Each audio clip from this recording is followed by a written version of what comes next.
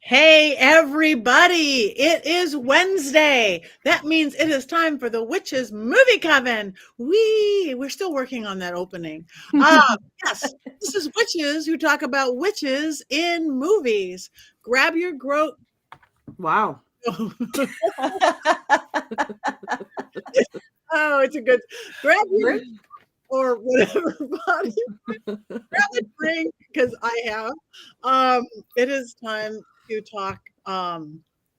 Movies. I'm going to just pass this on. I'm Patti Negri. You know me from here. You may know me from Ghost Adventures, from my regular podcast, The Witching Hour, from bathroom halls across America. I'm going to turn you over to my partner, Heather. Hi, I'm Heather Greene. I'm the author of this wonderful book, Lights, Camera, Witchcraft, A Critical History of Witches in American Film and Television. And I am also an editor at Llewellyn Worldwide, working with wonderful witchy authors, as well as a journalist.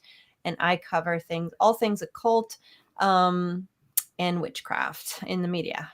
Thank you. The amazing Courtney Buckley. That's me. I'm Courtney Buckley, Ghost Bait on Scared and Alone, which, if anyone was wondering, is celebrating its 3rd anniversary today. So I would like to just say also happy birthday to our producer, Christine. That happened on her birthday 3 years ago. Mm-hmm. And I'm forever grateful because that led me to this and to my family, my Coven family. Yay. So, thank you. Yay. Richard-Lael. Hello, I am Richard-Lael. Richard-Lael is one name, not two. If I were just Richard, I would be a.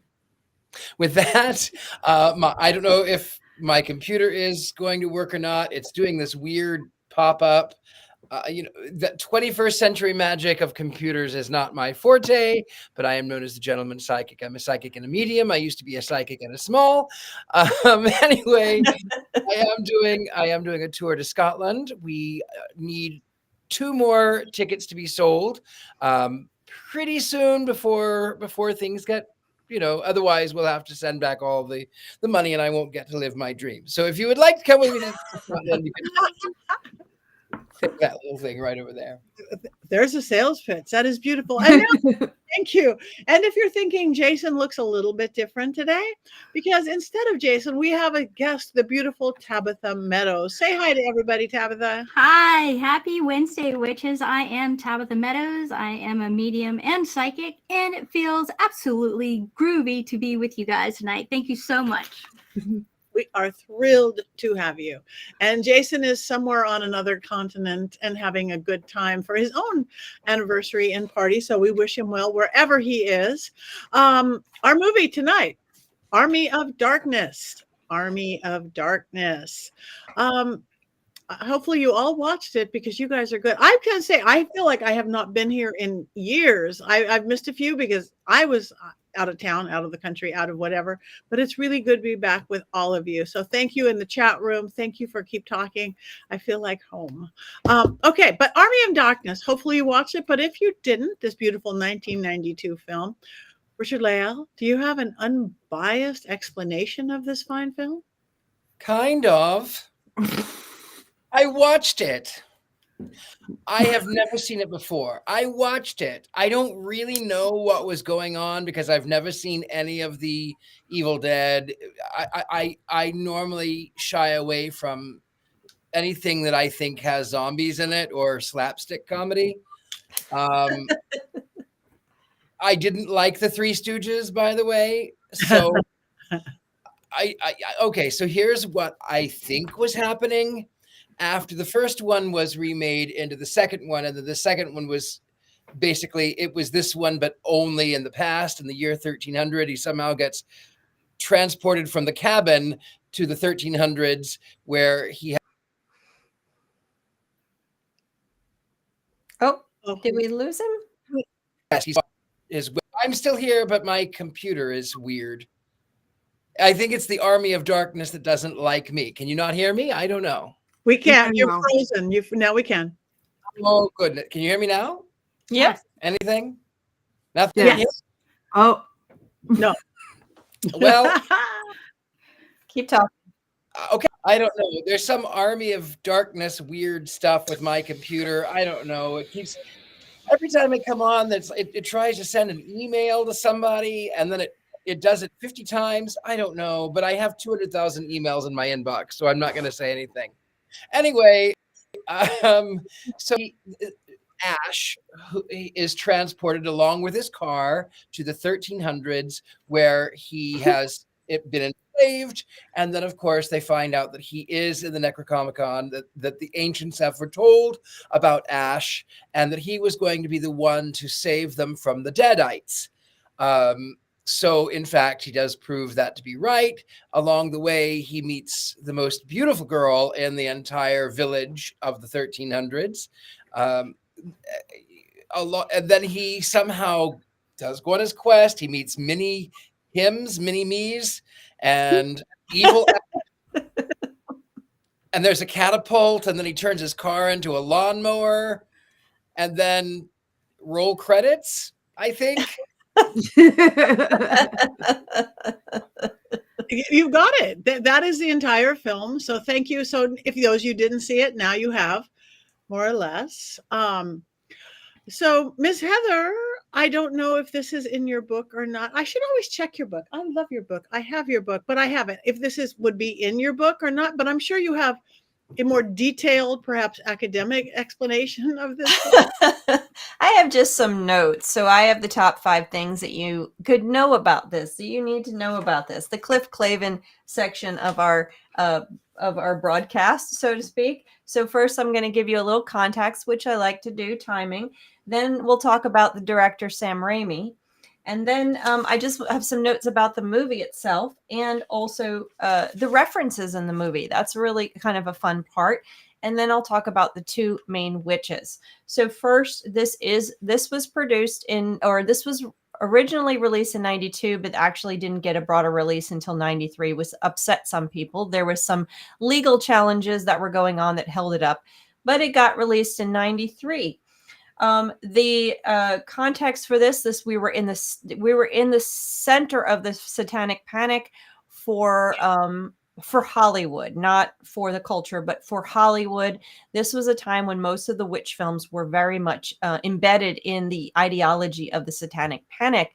This film does not play into that. However, this film actually is, if I didn't know when this film came out, I would have guessed it would have been 1983 or 1984. It really models the movies that came out at that point, which were more sword and sorcery adventure. And that includes the way the witches are represented. And I'll talk about that. That's number 5. So that is the context of when this movie was released. The early 90s was not a time when these type of films were popular. However, given that this was a number 3 in a series of films that had gotten a lot of money, and this is why it was made, it makes sense that they would keep trying to do the same thing because it was making money. So who was making these films? Sam Raimi, number 2. This is our director, Sam Raimi.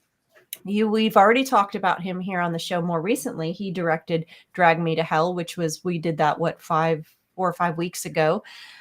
He is also the director of things like Oz the Great and Powerful, which I won't say again, Spider-Man movies with Tobey McGillis, The Gift, a beautiful movie that hopefully we'll talk about one day, For the Love of the Game. Another popular movie which actually led to the production of this was Darkman. He actually was the producer of the more recent Poltergeist. So he's done a lot of stuff. He actually was a writer on the Xena movies and shows. He wrote Hudsucker Proxy. So he's done a lot of things. He's been around for a while. And the first Evil Dead movie, which was released in 1981, was his first movie. It was his breakthrough. Then he did, of course, Evil Dead number 2. And then this is Evil Dead number 3, which leads me to the next thing. The one interesting note about Sam Raimi is that car, the Oldsmobile, that was his car, and it actually appears in a number of the movies. So I don't know how it gets destroyed and then keeps getting reconfigured and coming back. I'm not so sure. I would want my movie to go through what this car went through in this movie. But that was his car, and it is an icon of the Sam Raimi movies. So let's talk about this movie for a second. So what's interesting is, of course, the first 2 movies had a following. They were successful, lower budget.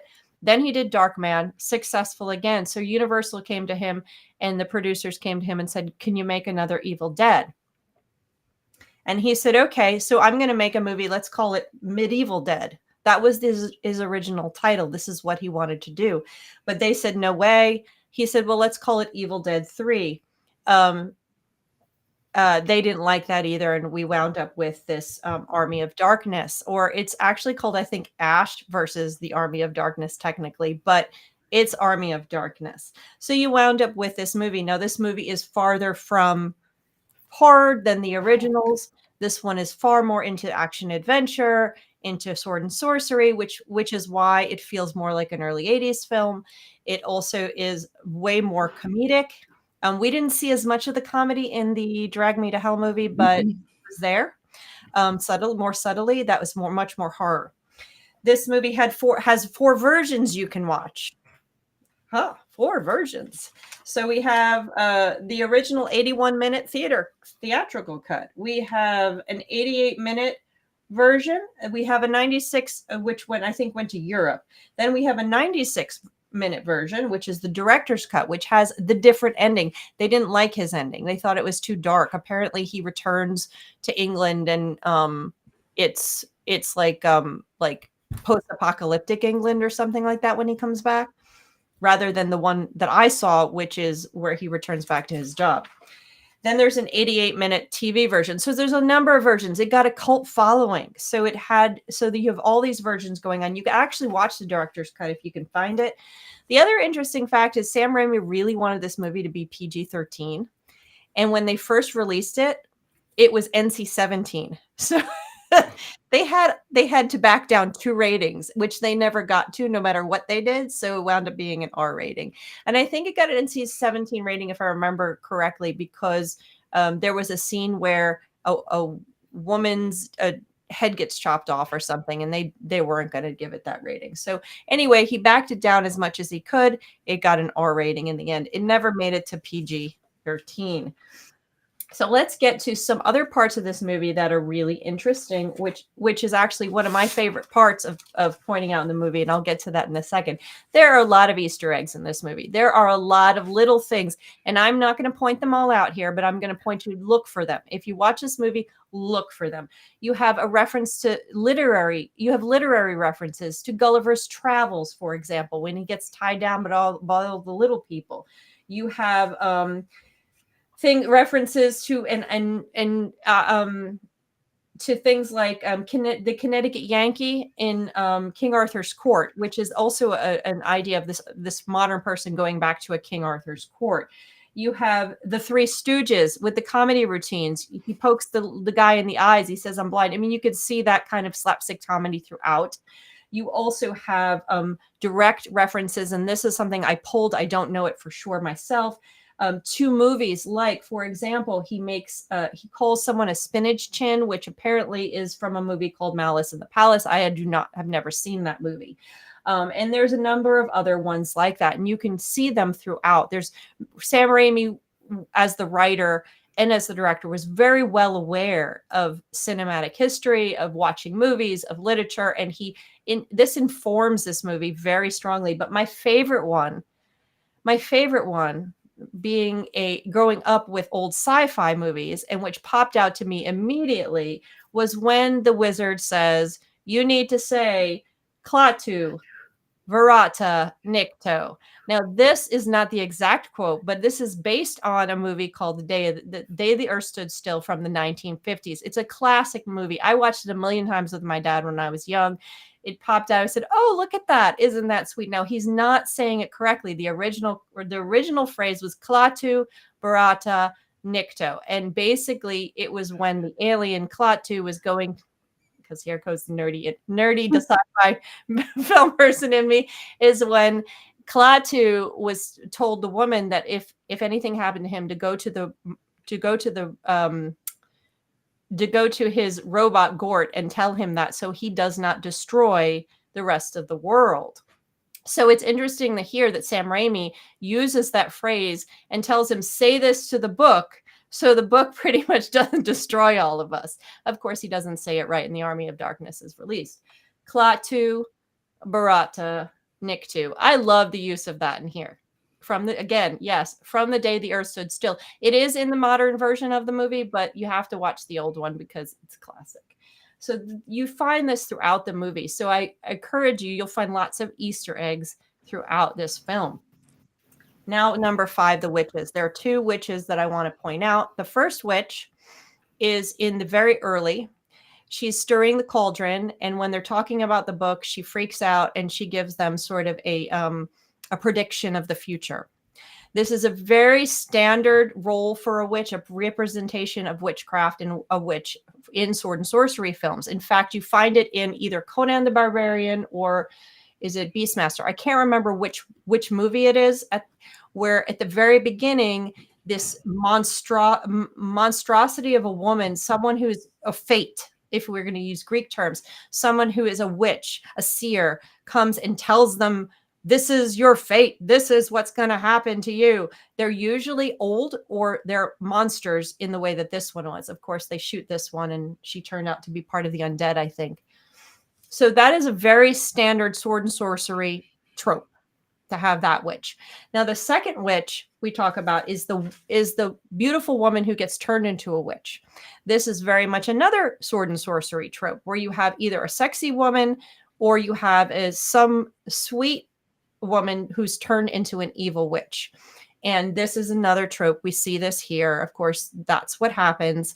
And what it reminded me of, and I don't know if Sam Raimi did this on purpose, but it was very much like a scene from Jack the Giant Slayer from the 60s, where the king of the witches, who is very much like a Crowley-esque figure, he captures a princess just like this one. His witches capture a princess, brings him home, intends to make her his wife, and turns her into an evil witch. It's very so similar. And that movie is equally as campy and bizarre as this one is. So I wonder if there's a connection there, and I wouldn't be surprised. But again, that is another trope for sword and sorcery films, for fantasy films that contain witches that are like this, that are particularly journeys for a masculine antagonist like this.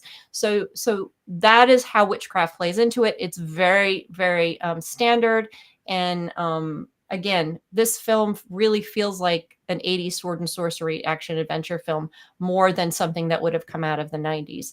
So that is my lecture. Thank you very much for coming. Beautiful. Thank you. Always amazing. And together we have the whole movie. That's it. With Richard-Lael's. Okay, I saw it for the first time too. I will go next. I wanted to like it more than I did. I really wanted to like it more than I like slapstick. I like weird comedy. I like the Three Stooges. But it seemed to get confused to me. Maybe I got confused. No, it seemed to get confused a little bit. Like it tried too hard. That's the best thing I could tell you. Like it just tried a little too hard. If you pulled it back, acting eating the scenery. I'm good with acting eating the scenery, but maybe it ate it a little too deep with him. But again, like Richard-Lael, I don't know the series of movies. I don't know. It's not my world either. And I watched the whole thing, and I didn't hate it. I'm going to go with Courtney's t-shirt. I didn't hate it. I liked it. I enjoyed it, but I wanted to love it because all the aspects that I like, I wanted to love it. So that's the best I have. I don't know. Did anybody think it felt like it tried too hard? I definitely think it tried way too hard. Yeah. I mean, there were kind of I could enjoy. I did think that Ash, the character, was thoroughly enjoyable. I didn't know what the other 2 films were like, but the character Ash seemed rather enjoyable. I relatable even. I don't really remember many of the other actors. They were just sort of placeholders. Even the beautiful girl, there was no real connection. You automatically know she's the most beautiful girl in the village, so obviously there's going to be a connection, but there wasn't a connection. It was just I think it tried too hard. Okay, too hard. I like the redhead guy though. He was my favorite character. So I can't say everybody else blended in because as little as this part was, Richard Grove, I hear his name is Grove. Yes. Richard Grove. So he just whether he was big and eating the scenery, but I liked him anyway. So maybe that's just as it. So, but there was so many cringy moments in it. Mm-hmm. This is the cringiest film I've felt in a long time. Courtney. Hello. Hello. So Wait, do I need to get sunglasses? Hold on a second. allow me a slight moment of backstory here. My only exposure, I had not seen this movie. My only exposure to Evil Dead was the newest Evil Dead movie, Evil Dead Rise, which is more gore than it was camp, and it had some good quotes and stuff, and I liked it a lot. I did almost throw up when I left the movie theater. And then because I took Nathan to see it and he loved it, we then went to see Evil Dead the musical, which if you have not had the pleasure of enjoying that, they spray blood on you literally the whole time, and the blood is Kool-Aid. So I was closer. I was in what they called, I paid extra to be in what they called the splatter zone. And one of the actors, because I was close to the aisle, ran up to me and dumped a pitcher of this fake blood in my lap, which was delightful.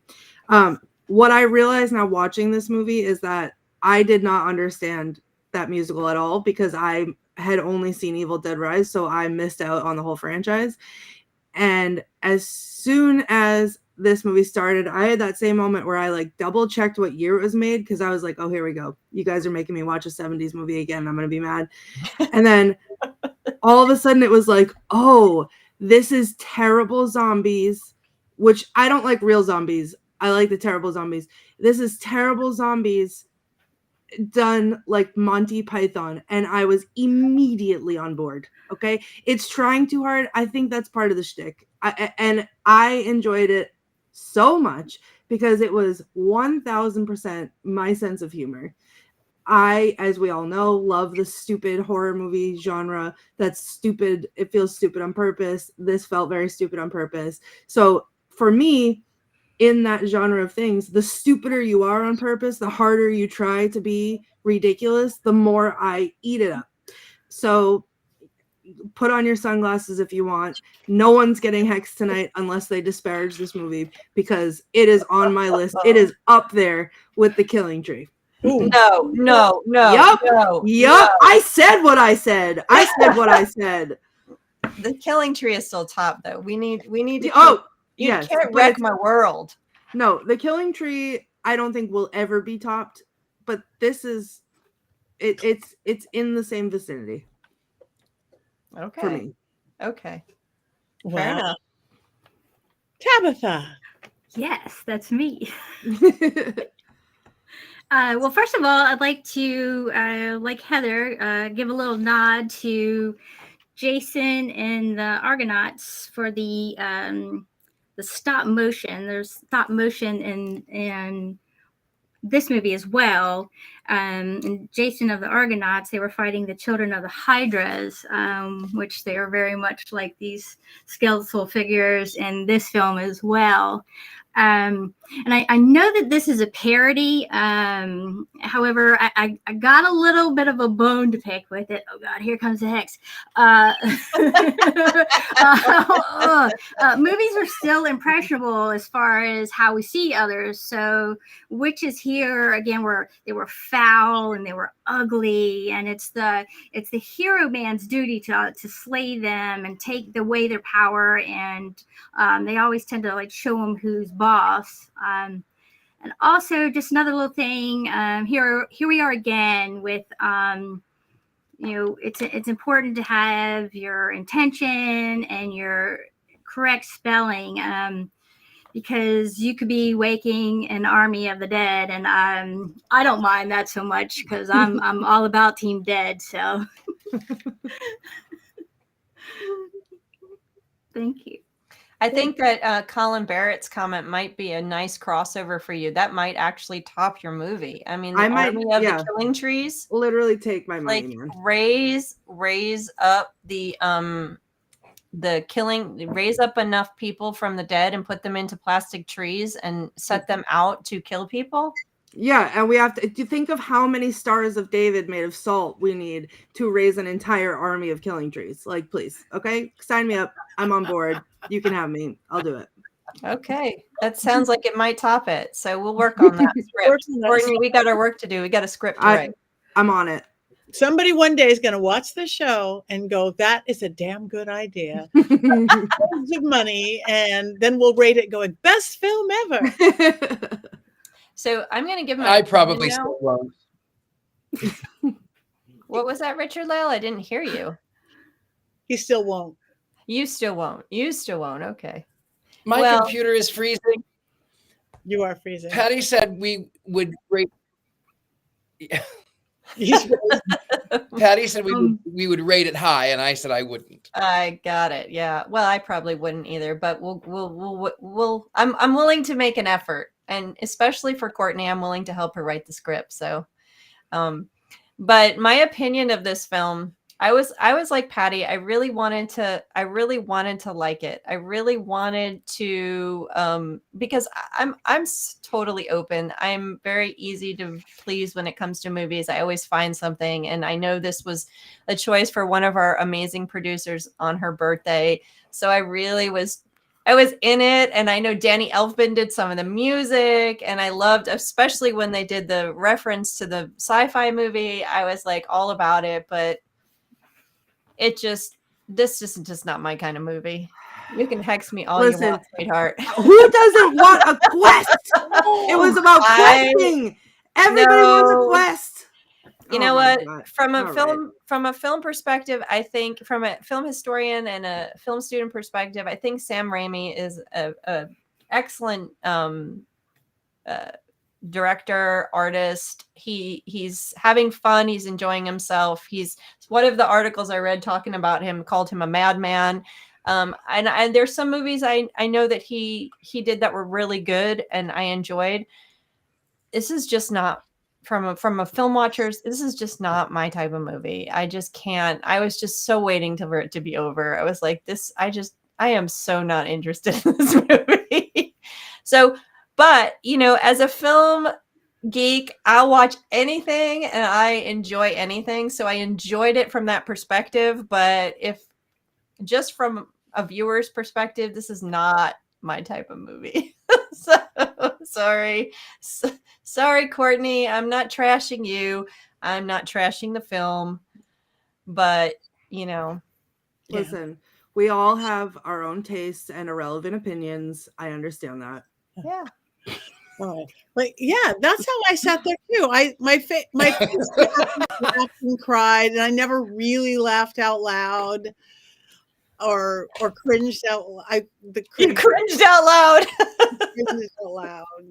I cringed out loud a couple times. I cringed out loud. The character again. I don't know the character or the Ash character, but he's cringy. Yeah. I don't know the Ash character either, but I thought he was awesome. Actually, I liked him a lot because he was so stupid. He was so stupid. He was very stupid. Anyway, well, Frozen Richard-Lael, if you're not frozen, did you have any more comments or did we get it all in your opening? I mean, I don't know if I'm frozen. Can you hear me? Yeah, we can hear you. Yes. Okay, good. I don't know. My computer is hexed, I think. Maybe Courtney knew that I was going to say how much I love this movie. And maybe that's why she hexed it. No, you know what? I have to say I did enjoy the stop motion animation for the Deadites.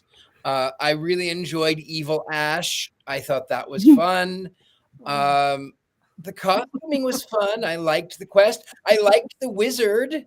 I thought the wizard was kind of stupid. I thought he was fun. I don't really.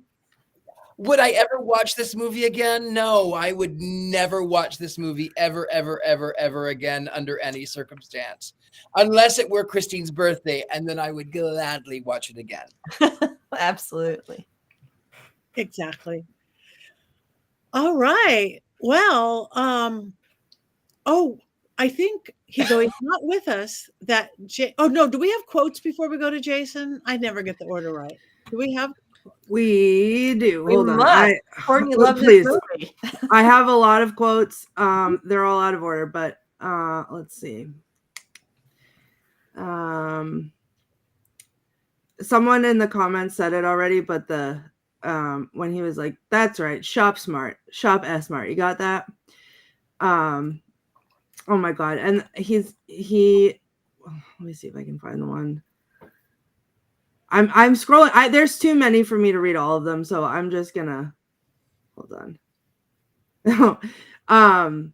When he's talking, our favorite, the red-haired guy, he says, "You, sir, are not one of my vassals. Who are you?" And Ash says, "Who wants to know?" And he said, "I am Henry the Red, Duke of Shale, Lord of the Northlands, and leader of its peoples."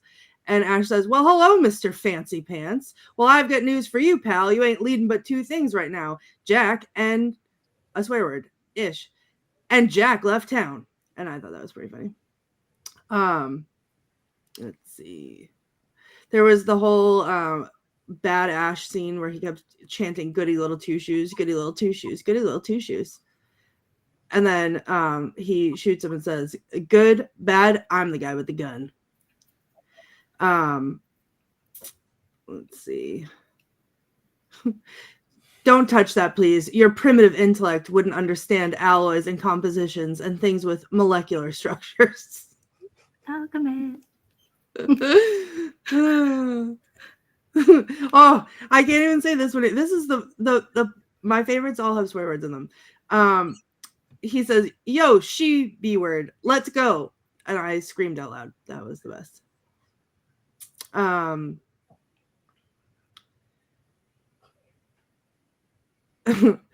My all-time favorite quote of the movie was towards the end when he's back at the store and he's telling the story about how he almost became king, and then everyone is like, "Yeah, okay, guys, like whatever." And then all of a sudden the zombie lady is there, and then he goes, "Lady, I'm afraid I'm gonna have to ask you to leave the store." And she says, "Who the hell are you?" And he goes, "Name's Ash. Housewares." Yeah.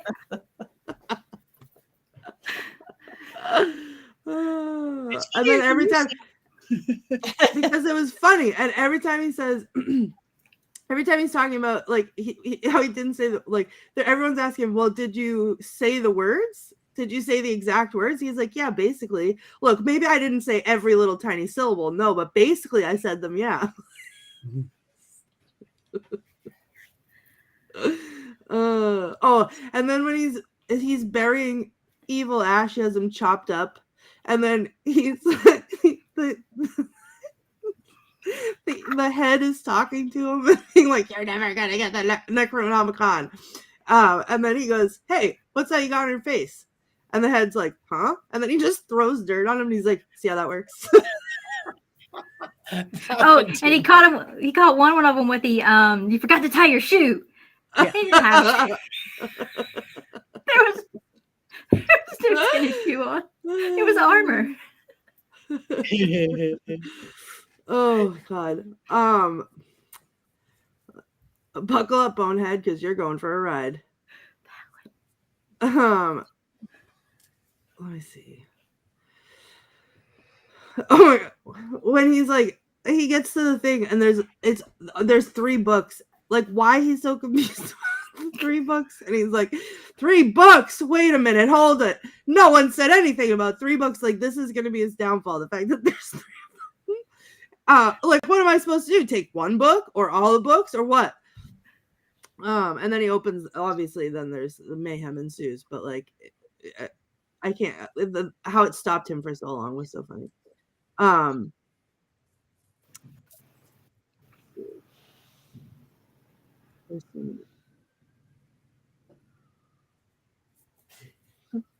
I know you're scared. We're all scared, but that doesn't mean we're cowards. We can take these skeletons. We can take them with science. Yes. Let's see. That's a sight for sore bones. There was also just, I forget what it said, but like I was crying laughing when they were fighting the skeletons, and he was like climbing, or he did it like 18 times where he like would grab the rope and like knock something off, and it would like shoot him up in the air, and like just the stupid skeletons are like talking to themselves as he's flying up and over their heads. I think that's it. I think that's all I'm gonna read for now, because there's way too many. Oh no, my last one is, the lady says, "You found me beautiful once," and he goes, "Honey, you got real ugly." Nice. So I loved him. I thought he was the best, and I thought this movie was the best, and I thought the quotes were the best, and it is hilarious. I really dug all the accents. Like there's the one quote too at the kind of the beginning where the older lady's out in the crowd, and they're getting ready to throw them all into the pits, and she's like, "Into the pits, you sons of whores."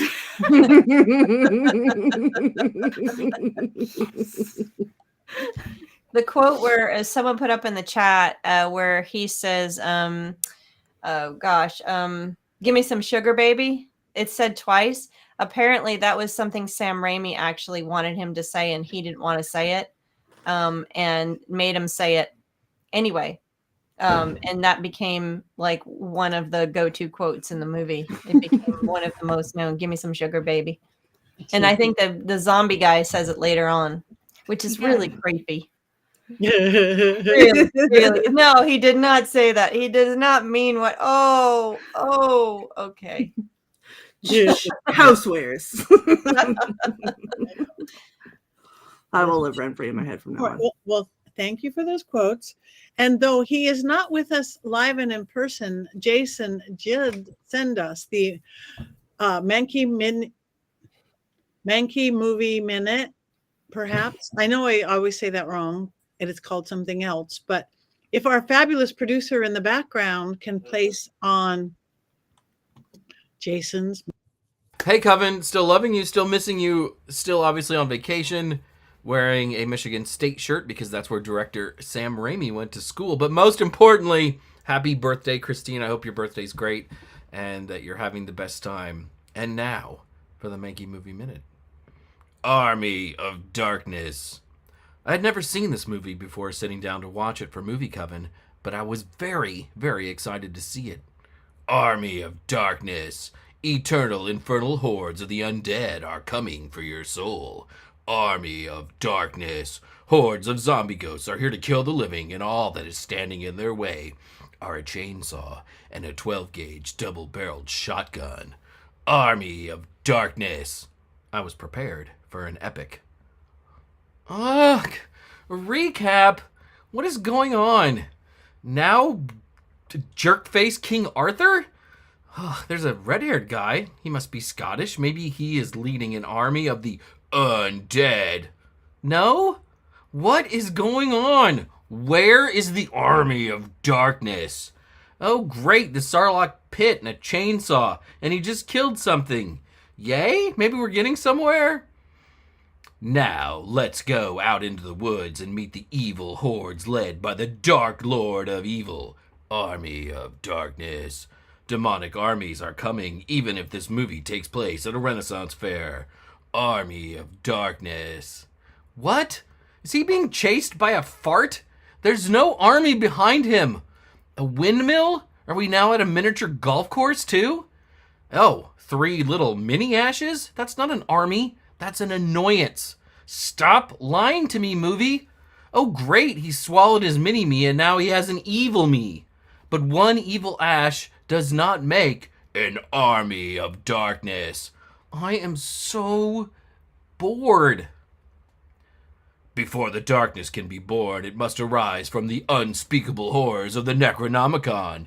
Demons will be summoned and undead armies will rise. Now is the time for an army of darkness. 3 books? What is this? Choose your own adventure? Where is the army? Why aren't there skeletons and monsters? Oh, unscary evil me is back? Who cares? Oh, wait.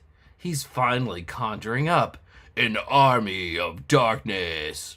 Arise, horrific dead. Together we shall destroy the living and fashion this world into a demonic hellscape. Army of darkness, we shall destroy Camelot and kill the future Mr. Peterson from the TV show Seinfeld. Yes, an army of darkness full of unscary skeletons and 20 people in costumes from Walmart? This isn't an army of darkness. This is an army of disappointment. Oh, yay, the good guys won, but a daycare full of toddlers could have defeated this evil army. And now we are back at S-Mart? Unionized army of retail workers? Ugh. Hail to the king, baby. I guess.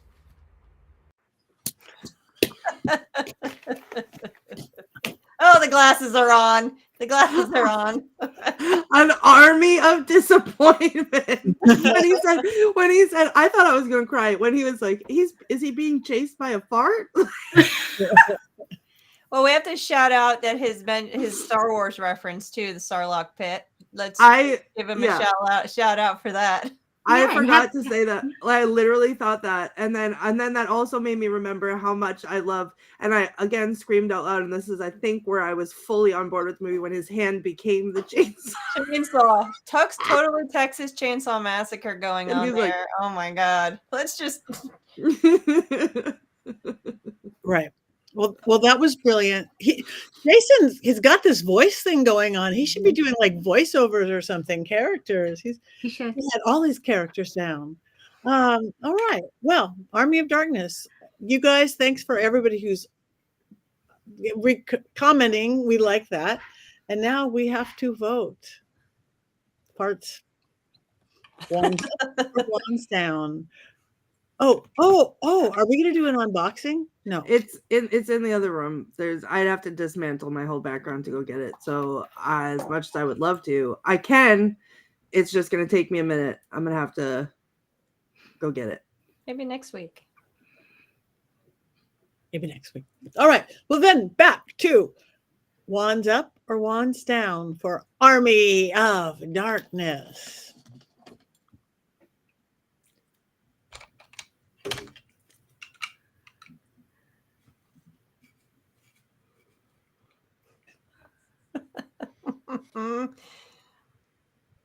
What do we got in chat? Okay, we got wands up. Don't forget the broomstick. For the best I could neutral and pushing it whatever. Horns up and horns up. Horns up too. Way up from Amber. Yes, there's my people in the comments. That's where I belong. Wands down from Mickey. Wands up. Insane not to like. It's plenty insane. There's plenty of reason not to like it. See, mine's wobbly. Mine can't even exactly pick a position. It's over the horizon line. We a little bit, but so we got wands up for Courtney, and yours is up, right? That's my feather for weighing souls. Oh, I thought that was a spatula. Oh, it is a feather. Okay. Okay. With skulls all over it. Yeah. This may be the first time that Heather was the most down of all of us, perhaps. Maybe down. Yep. I think so. I rarely ever vote a movie completely down, but I'm going completely down with this one. I'm sorry. I may not be here next week. Heather may or may not be the one having computer issues next week. Yeah, well, that's true. All right. Well, what are we doing? What are we watching next week? Oh my goodness. Give me a minute. Let's discuss something else because I forgot to look it up. Oh, no. It's written there. Beetlejuice. It is. That's what Beetlejuice is next week. Are we doing, is it original Beetlejuice? Or are we also discussing Beetlejuice? Well, original first? Yeah, well, I think it's supposed to be the original, but, have you seen it? Because we can always go out and see Beetlejuice and discuss it as well. I've seen it 2 times. I think they should have 2 separate things, but I haven't seen the new one yet. Yeah, that's valid. There was a point in Army of Darkness. I haven't seen the new one. I can't tell. I can't remember where exactly it was, but there was these creatures that looked a lot like those long-nosed entities, like that long, drawn-out entity and Beetlejuice. So that kind of felt like a little bit of a nod to that. But I'm not sure. I can't remember what would have been first, Army of Darkness or Beetlejuice, but I thought that was kind of cool with those guys. Face, yeah. Yeah, the stretch face feel, yeah. I think Beetlejuice was what, 87, 88? I don't know. I have to look it up. I don't remember. Yeah, I don't Hold on, let me look it up right now. But I thought that was interesting. Yeah, I noticed that too. That looked 88. like It was 88. and moving it around, stretching it around. Yeah. Okay, so yeah, all right. There are a So lot very of well nods, and some of them are clear, and some of them are not so clear. It's like when he does the gun and he picks it up and he does the thing with the gun. That's very Terminator. Was it supposed to be Terminator? I don't know, but it's very much what you would have seen Terminator did with his gun. There's a lot of them in there. Okay. So Amber suggests we do 2 separate videos so we don't have any spoilers. I vote for that as well. So just the original. Yeah, we can wait till Beetlejuice comes out on streaming so everybody can watch it so we can discuss it. That would be a good idea. But there's plenty to discuss with the original. Yeah. Whilst I will participate actively in the discussion of Beetlejuice the original, no one can stop me. I will have to discuss also at the same time Beetlejuice the musical because I can't not. So just fair enough.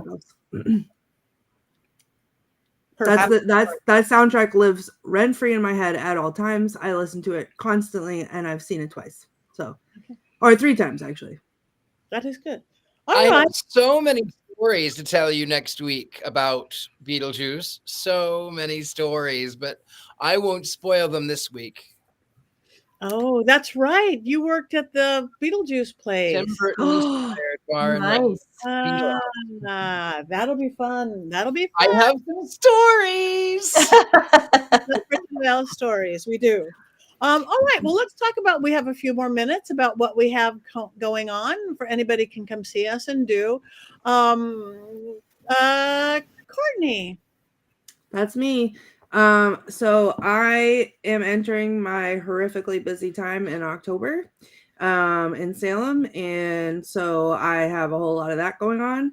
I am going to attempt, and I don't know if this is going to happen or not because of my schedule, but I could probably take my sunglasses off. I'm going to attempt to see everybody at Mass Paracon and hang out with you at your table for a little bit. Yes.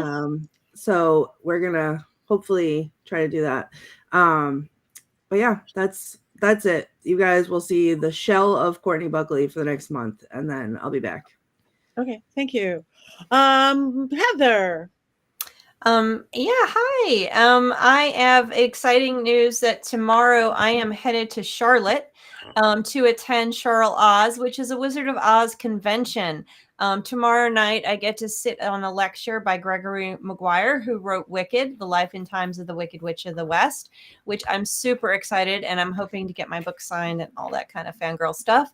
And then I will be doing a talk on the witches of Oz as they progress from 1900, when the Baum story first was published, through to today, and how they changed and how they pretty much took over and are some of the most powerful representations of witches that we know in American culture. So I get to spend an hour talking to Wizard of Oz fans about the witches in Wizard of Oz. So, I mean, how could that not be a dream come true? So that is a dream come true. When you're there talking about the Wizard of Oz and the witches, are you going to be talking about the Muppets Wizard of Oz too? I hope you do. I'm going to be completely honest with you, Richard-Lael. I use an image from the movie in my talk. So yes, it's Miss Piggy, because I do love the Muppets, as you know, and I love Miss Piggy. So she is making an appearance in it. So yes, I will mention the Muppets Wizard of Oz. So that's going to be super fun, and I'm really excited. I'm going to sign books. I'm going to be around Wizard of Oz people. And yes, I'm going to mention Wicked, although the movie doesn't come out for a few months. And I promise you, when Wicked comes out, I'm going to be absolutely impossible. So you will, so Courtney will be impossible with me. So it's going to be very difficult to contain me. And I have a question. Yes. How many times have you seen the trailer? I don't know. I lost count. Thank you. Yes.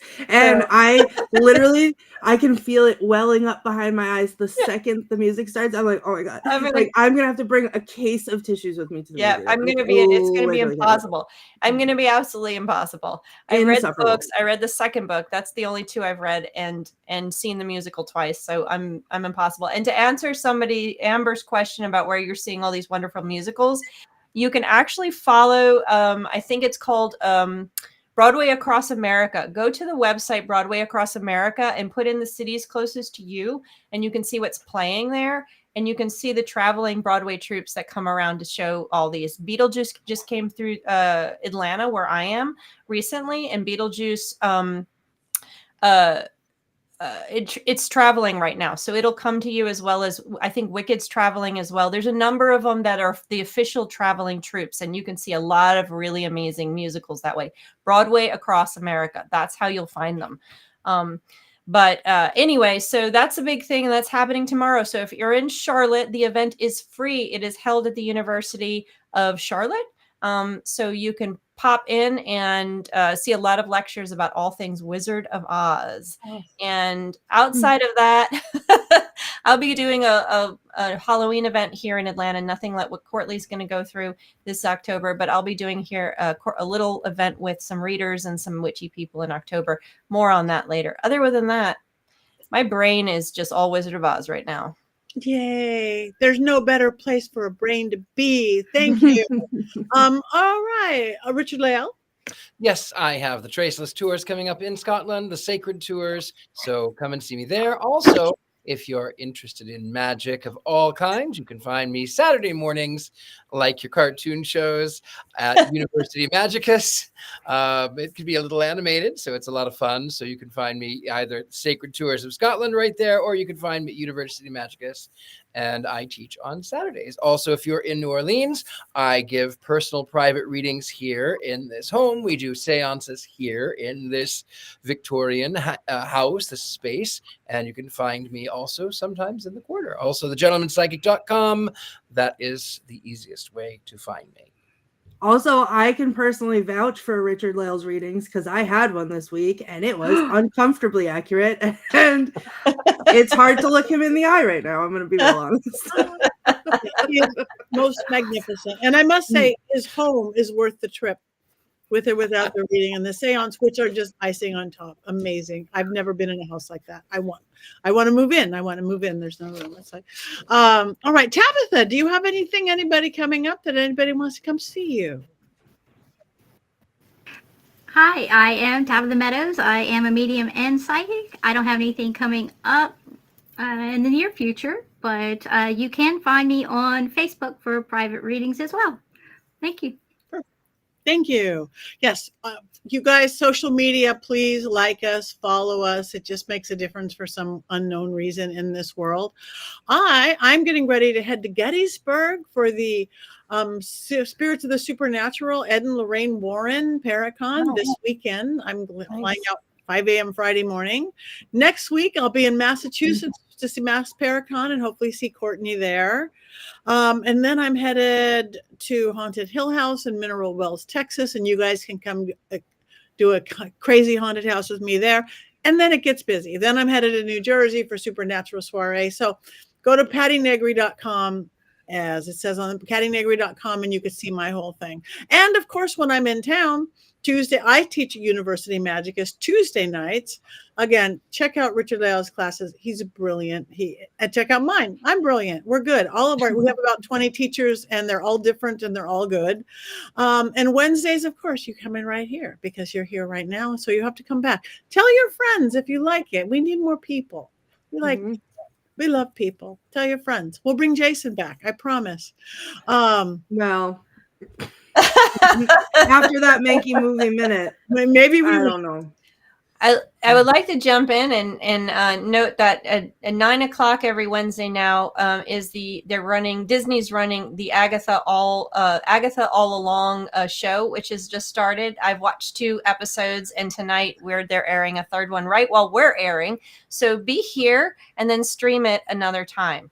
So don't watch us, and then you can stream Agatha All Along a different time. And hopefully in the future, after they're all out, we'll have to discuss it, because there's going to be, I've watched 2 of them. Of course, you have to watch WandaVision first, and then you watch that for it to be more to understand it better.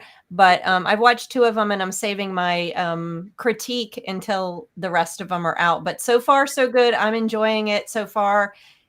Gonna watch the third one after I'm done with this show. Oh boy! All right. Agatha All Along. It's the new witch one of the season. Yay! I have to watch it. I need them to play everything on planes, because that's the only time I see it. But we're getting there. They might be able. So, okay, we want you guys' input too. Heather puts together most of our movies. We, of course, if it's somebody's birthday or anniversary, they get a choice. But you guys, you're our people, the Collins, the hosts, the Robs, the Roberts, and Mary, and all that. If you have great ideas of movies we haven't thought of yet, please give them to us. We want to know. We have a couple of minutes left. What do we want to talk about, if anything? Mysterycontrol.com. Go visit mysterycontrol.com so you can be like me and own every piece of Witches Movie Coven merch that exists and that may soon come to exist. Oh, there it is. Yes. And if you use code Patty at checkout, and you'll save 25%. I use that code all the time. Giving it away, 25%. You can't afford not to buy something. T-shirts, quotes, lots of Courtney quotes. Who doesn't want to wear Courtney quotes upon you? Cloaks and capes and mugs, and you can get it for the school Look, Tabitha has one. Tabitha's wearing one. Oh, I can't. Tabitha's wearing one. What's it say? I'm going to make you my weotch. Oh, yeah. From the Covenant. I didn't mind it movie. Covenant. See that the Covenant now has 2 shirts then. Yeah, as it should, or no shirts. I don't know, whatever. Oh yeah, well, yeah. Why are the glasses going on? Well, nobody disliked that movie. No, but I needed to hide my eyes as I was thinking of it. All right.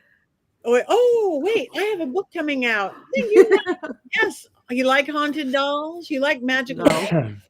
From a witchy perspective, yes, it's going to be coming out in June 2025, Dollcraft. Forward by Heather Greene, which I can't wait. I'm so excited. This was hard and fun, and my little doll is lining up there. I can't wait. So care and feeding of haunted. Everybody's into haunted dolls now. I hardly know anybody who doesn't even have one. And there is certain ways to take care of them. So honored. I mean, my live stream was to be a Llewellyn author, so honored. And other than that, I don't know what else we have to say. We're not going to cackle for 2 minutes, are we? Oh, we gotta wish Haley for Halloween. Oh, I'm sorry. Oh, Halloween. Yeah, what is it? I'm going to be in New Orleans. So the Vampire Ball is usually the days up to Halloween until Halloween. Taylor Swift has taken over New Orleans. So everything is booked out like a year ago. So now we're going to do Halloween through Day of the Dead, which is even better in a sense. So I get to see Richard-Lael, I get to see everybody, and we don't have to be fighting with Swifties. But Halloween, I will be in New Orleans, which means I miss my big neighborhood. But I'm going to decorate a wee bit. Everybody have a big Halloween thing. Halloween is for me all year round thing. So yeah. It's a lifestyle. My dining room rug is black on black skull and crossbones. So, nice. I mean, that's just if I ever get my hands on the 12-foot tall Home Depot skeleton, it will. I've measured my ceilings. It could fit inside, and it would stay up all year round. I have a Halloween question for people. I was in another state. I don't know what state. Doesn't matter. And I was in one of those discount stores like Tuesday Morning, Marshall's, Ross, one of those. They had, because they've had them for months now, an entire Halloween display. It was black. It was white. There was not a bit of orange. It was pink. Pink. pink ghosts. Is that a Barbie thing taking over, or did people just decided they didn't like orange? I That's like a new. this was weird. I think that's the new aesthetic that's connected to like a goth. It's supposed to be like a gothic Victorian garden type of thing with roses, purples, and pinks. Yeah, I think that's where, because I've seen it too, and it's connected to that sort of it's sort of that haunting rose colored. It's supposed to be that's connected to. In fact, I have some cards that are supposed to be this gothic garden Victorian thing. That makes sense. I mean, because this wasn't even getting rolled. It was just like Barbie pink, white, and black. But everything that you would see done in orange. I mean, I'm all for pink. It was weird. It is weird. Very. Patty woke up her haunted dolls, and now they're scratching at us, and I need to go. So, Baby. Anyway, it is now 7:01. We have gone over time. We struck. I was gonna say if we could do something Ash would do instead of a cackle. housewares.